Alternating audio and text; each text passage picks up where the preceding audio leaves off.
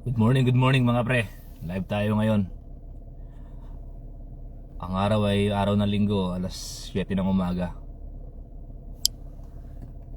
Nagalit kasi ako ng bata pre sa kapilya. Tumupad yung aking dalaga. Lamig sa labas, -8. Feels like -8 mga pre. Talagang ganito na yung madadatnan nyo dito sa Canada kapag kayo ay papunta na rito mga pre. Ayan o, at least magkaka-idea kayo. Ipapakita ko yung lugar dito sa mumunting ganyan mga pre. Ayan, ito yung pinaka-town namin sa looban. Walang tao pagka ganitong oras mga pre. Lahat ng tao niyan nasa loob. Kasi nga wala makakagala. Simula dun mga pre, walang katao-tao yan. So hindi hassle yung pagmamaneho pagka ganitong maaga. Tulog ang mga tao pagka ganyan. Tapos busy yan sa pag-aasikaso ng kanilang mga pamilya. Nagluluto ng mga breakfast yan mga pre, yung mga tao. Ayan o, diba? Ayan yung pinakataon na yung pre dito sa ito ba. Ayan o.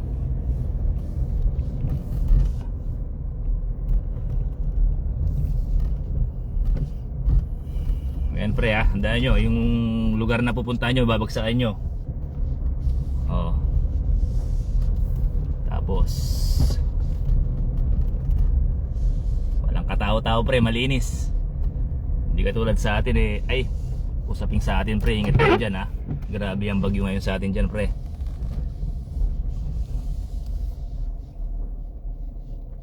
Ayan o, yung post office. Diyan kayo kukuha ng mga parcel nyo mga pre, yung mga binibili nyo sa Amazon o sa online.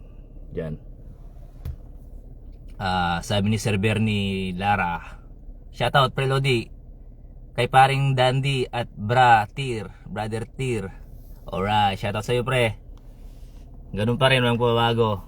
Ano, kumusta yung ano dyan pre? Baha yata. Baha dyan ha, nangangamba ako sa ano sa Manila, signal number 4, number 5. Grabe.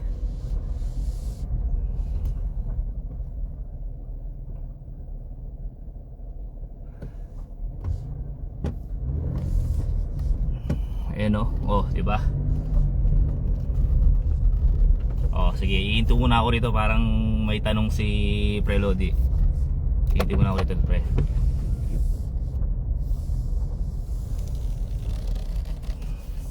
Sasagutin ko lang to, okay? Sabi ni Pre Lodi kay Boss Romil, Kabigon. Boss, saan po pwedeng mag-apply dito sa Pilipinas? Pre Lodi, tulad ng sinabi ko, mag-a-apply ka sa 3 agency sa partnership ng company. Ito yung ISO, Venture Management, Global Magsaysay. I-type mo lang sa Google yun pre, makikita mo na yung mga address nila, lahat ng info makikita mo na dun. So magpasa ka ng resume, sabay tawag, kasi halos tapos na yung ano pre, halos tapos na yung selection. Tapos na yung initial interview. So yung mga pumasa ng initial interview,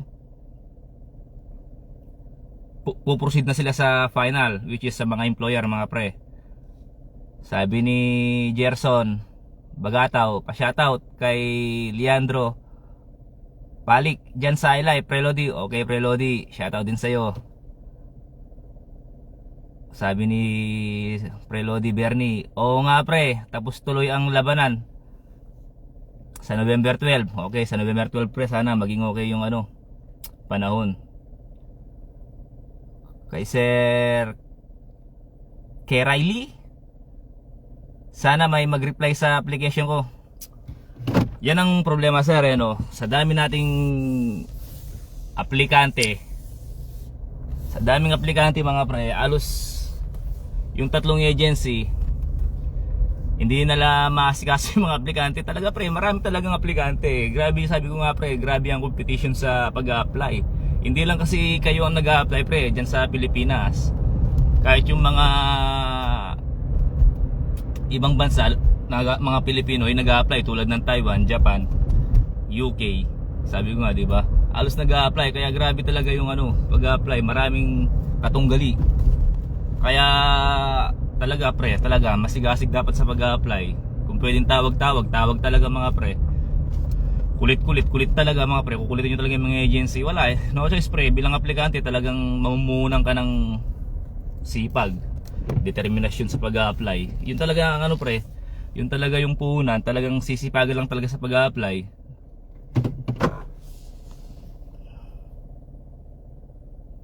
Okay, sino pa? Sabi ni Prelo Direx Gonzales, Master Idol, pa-shoutout from Slovenia. Oy, pre, from Slovenia. Shoutout sa iyo, pre. Nandyan yung kapatid ko ngayon, si Dennis Cunanan. Yan, marami kang matutunan dyan, pre, kung totropahin mo yung kapatid ko yan. Dahil yung kaalaman ko rito, halos sa kanya nang galing mga pre, kay Utol. Halos siya kasi yung tropa-tropa ko nung araw, nung kami ay bata, nung kami high school elementary. Halos si Utol lang naging kasangga ko sa lahat eh, no. Kaya kahit pa paano, namimiss ko yung kapatid kong yan. Kaya pre Pre Rex, ikaw ang bahala kay Utol dyan. Kung kasama mo siya, marami ka matutunan dyan.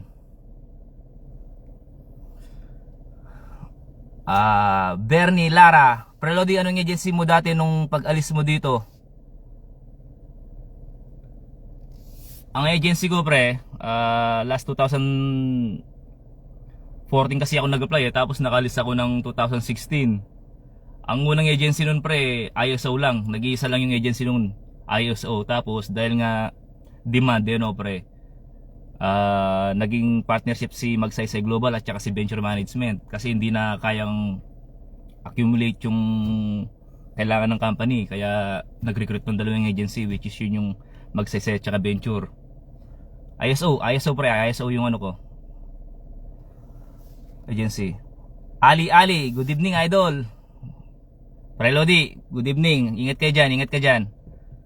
Grabe ang ngayon dyan, grabe yung panahon ngayon dyan. Panalangin lang. Talagang dyan susubukin yung natin mga pre. Tibay ng kalooban sa mga pagsubok na yan. Tulad dito mga pre, ganitong umaga, alas 7 ng umaga, ayan parang ghost town mga pre, walang tao talaga.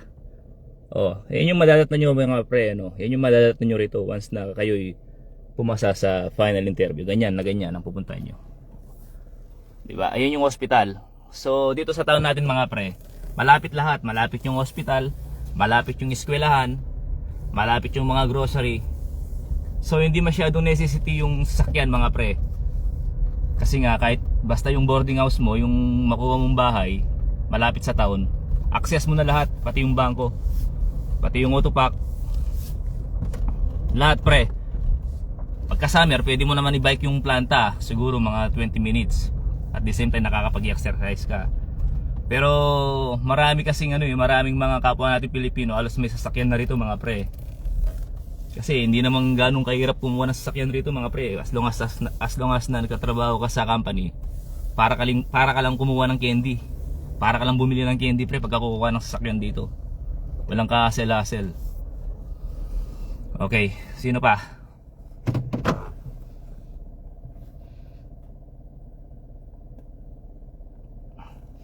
Sabi ni Ali, Pre Lodi po, possible po ba na meron pa next batch trade test po sa January and February po? Hindi po kasi ako natawagan. January, February pro Lodi, wala pa tayong balita eh. Basta nakapokus sila ngayong current pre, ngayong November. Ngayong taon sila nakapokus mga pre, kasi nga sabi ko nga, kukuha sila ng mga tao diyan. Tatlong agency yun, ibig sabihin mga pre, marami silang kukunin. So next year, hindi natin masabi pre, depende sa sitwasyon kung maraming nagsialisa rito, kung maraming nagsi-resign, maaari. Pero sa ngayon, sigurado mga pre, magpopondo ang employer niyan, kukuha ng marami yan. Tapos Kerry Lee, Babae po ako sir, kumpleto na ako lahat. Requirements lahat ng agency, in-applyan ko na. I recent pass. Kaganda po ng ano nyo, record nyo, meron na kayong IELTS. Marami pong ano rito, marami pong mga lady butcher, no. Tapos, meron din po nagdi-debone dito, mga lady butcher, mga deboner ng shoulder, mga panggabi. Tapos, yung isa kong leadhan, butcher, lady butcher din po yun, magaling siya. Marunong siya mag-debone. Magaling po yung mga babae rito, pero sa mga babae, alos nasa packaging po sila. Sa mga gumagawa ng mga boxes, baking boxes. Kung tawagin nila box maker o mezzanine. Junmar Kalingasyon. Idol pa shoutout. Idol. Shoutout sa'yo. Ingat ka dyan.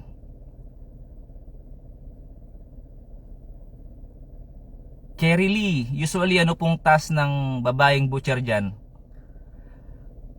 Tulad po ng sabi ko kanina, ang functional role po ng mga babae rito ay halos gumagawa lang po ng mga box. Nagpa-packaging po sila. Ayun po, halos packaging po sila. Yun yung pinaka functional role nila no. Madalang po yung mga nagdi-debone. Sabi ni Arger Arellano, "Kuya, PM mo naman ako, please." Pre, dito ka na lang, pre. Tanong ka rito. Sasagutin ko na lang rito. Kahit na dito po kayo sa comment section, na kung meron po kayong katanungan, diyan na lang po kayo mag-comment. Sasagutin na lang po natin 'yan.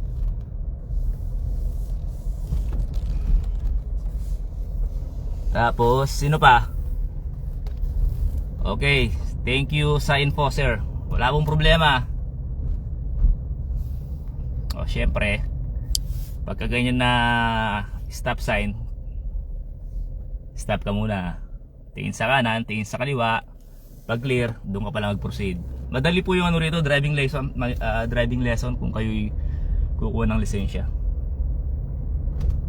Ayun diba? Sabi ko nga kanina, walang katao-tao mga pre. Napakalinis ng kalsada.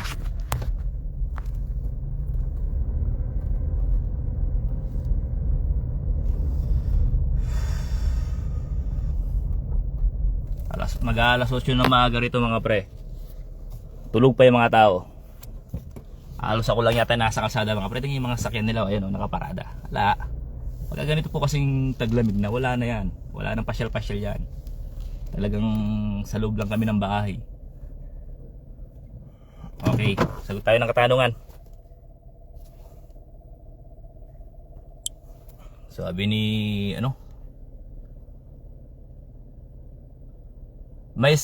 sabi ni Sabilina Kido, may schedule na po ako sa final interview November 17 po pre. Loads, God bless. Okay, congrats po sa'yo. Galingan mo yan ha. One step closer na lang po. Kaya mo na yan. Sana mapasa mo yan. Sana dire-diretso na yan. Francis Feroloino Silot. Pre Lodi, shoutout. Shoutout sa'yo pre. AJ ko, aspirant butcher hin sir. Okay sir. Thank you. Ingat ka dyan sir ha. Nasaan ka man ngayon.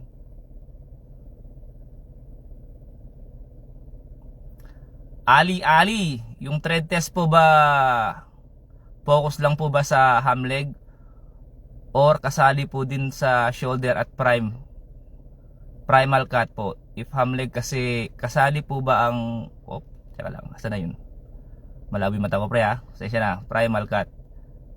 Kasi po kasali po ba ang paa po? Dami na po akong tanong, interesado po kasi akong plituin na din. Kompleto na din ng IELTS. Maganda yan pre kung meron ka ng IELTS.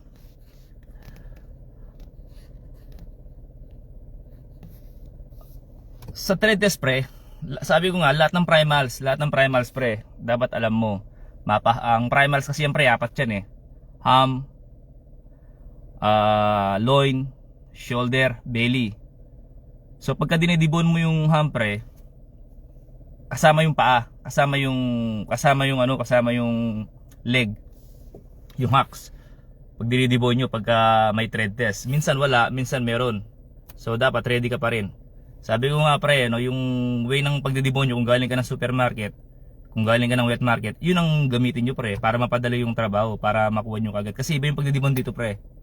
Dahil nga massive ang kinakatay, at saka nasa industrial, hindi masyadong malaman. Hindi katulad sa atin yan pre, yung mga buto-buto, talagang binibigyan natin ng laman. Kasi nga pangsigang, di ba, pang sabaw.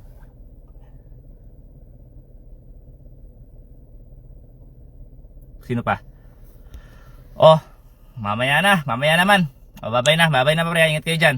Ako muna yung magluluto ng almusal. Okay?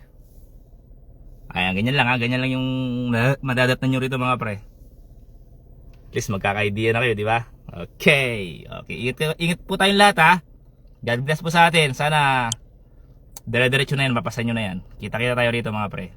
Habang meron pang oras, habang meron panahon mga pre, galingan mo dyan, galingan mo sa interview. Kasi kung tumatanda ka na pre, talaga naman, pakagaling-galing mo na yan. Sabi ko nga, karaming aplikante mga pre. Okay? Parang ano yan pre, parang starstruck. Dream survive talaga. O, bye-bye po, bye-bye. Ingat po muli.